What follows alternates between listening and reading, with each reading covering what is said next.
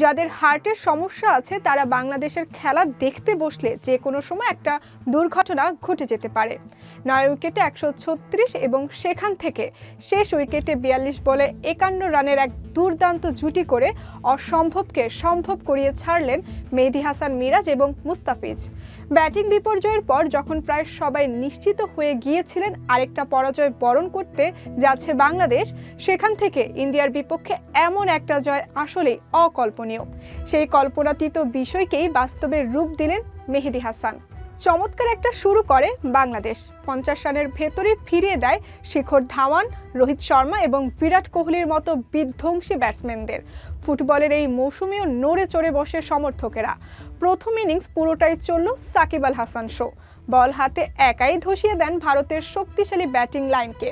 10 ওভারে 36 রান দিয়ে নেন 5 উইকেট। মুস্তাফিজ মিরাজদের নিয়ন্ত্রিত বোলিংয়ে 186 রানেই থেমে যায় ইন্ডিয়ার ইনিংস। 187 রানের টার্গেটে ব্যাট করতে নেমে প্রথম বলেই ধাক্কা খায় বাংলাদেশ। প্যাভিলিয়নে ফিরে যান বাংলাদেশের হিগুয়ান খ্যাত নাজমুল হাসান শান্ত। এনামুল হক বিজয়ও ফিরে যান মাত্র 14 রানে।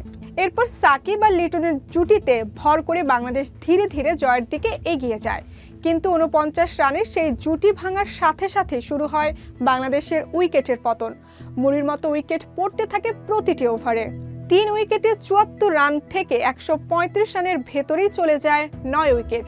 ম্যাচে জিততে হলে দরকার 50 রান। ক্রিজে তখন শেষ ভরসা মিরাজ আর মুস্তাফিজ। এরপরই শুরু হয় মিরাজ ক্যামিও।